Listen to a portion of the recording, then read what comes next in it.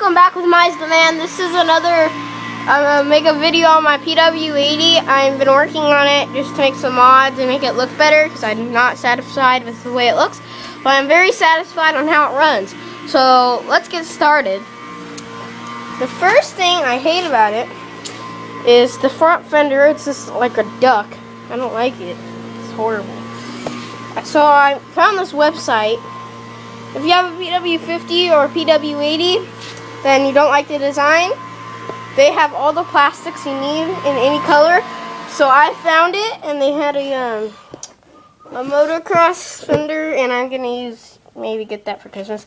And then you could, then I was just working on the back suspension to make it more so it's not so down so much. I'm gonna make it go higher. And then also my silencer broke. See, right here, it cracked. So I'm gonna fix that. And then that's just about it. I'm gonna put it back together. And that's about it. I'm gonna update later if it's fixed. So, bye.